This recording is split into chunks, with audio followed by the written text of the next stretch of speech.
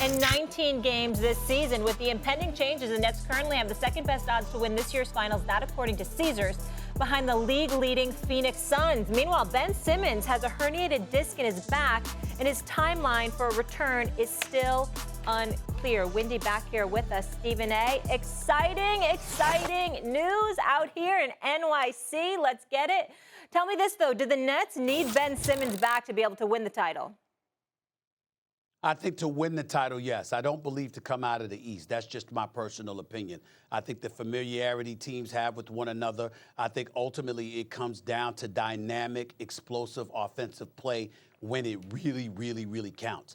Schematically, Wendy, you know this, from a schematic standpoint, over the course of the first 45, 46 minutes of a game, coaching and the personnel all comes into play. But assuming that that's relatively even, now we get down to those crunch time minutes. And when it comes down to that, your individual breakdown ability is really what's going to come shining through. And that's when nobody can rule out the greatness of a Kyrie Irving and of a Kevin Durant. What makes Boston special right now this year compared to what we've witnessed years past is that even though we saw Tatum elevating and Jaylen Brown elevating, and we saw what they were capable of, they were never this good defensively. So you knew that at some point in time, you could get the better of them. And as a result, their youth and inexperience combined with the fact that they didn't have sublime, defensive prowess would ultimately come back to bite them when it really counted. That's why they could get to a Game 7 of an NBA Eastern Conference Finals, and they ultimately would lose to the greatness of a LeBron or somebody else. You got that. You get the impression this year they have the personnel and the team chemistry on the defensive side of the ball to negate all of that. This is wild. Tatum and Brown have elevated, while Marcus Smart has elevated, while all those supplementary parts that they have around them, like Dice and White and other guys, and Robert Williams, I can't forget him, and what I'm seeing makes you stand back and say, this Boston Celtics team is no joke. So when you look at it from that perspective, how do you offset that? You supplement Brooklyn's offensive prowess with their ability to get stops, which is what they haven't been able to do, which is what Wendy was talking about.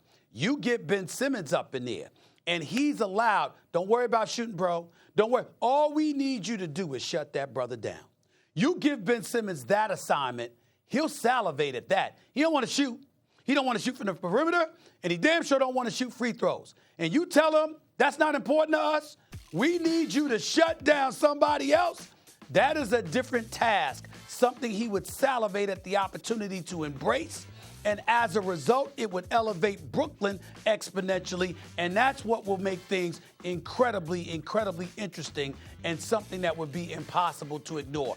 I think you need Ben Simmons to win the title. I think you can get away with them without him to win the East, as tough as the East is, because you know who you're going up against on a night-in, night-out basis. That's just what my take from it, Wendy.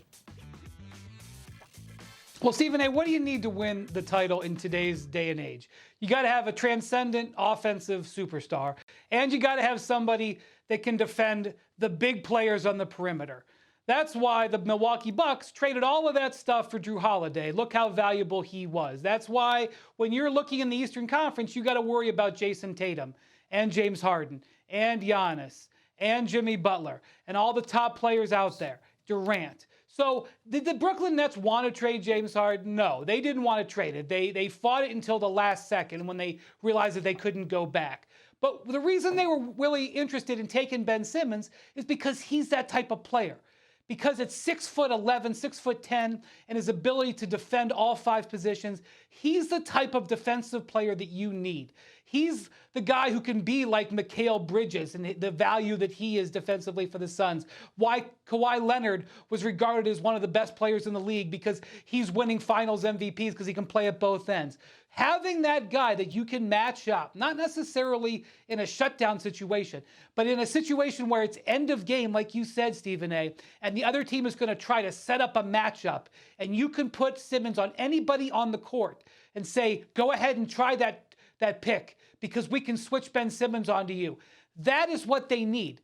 The Nets need to have that in their arsenal, especially because fundamentally their defense is poor. They rank 23rd in defense in the league. They rank 23rd with Kyrie Irving. They rank 23rd without Kyrie Irving. They are a substandard defense.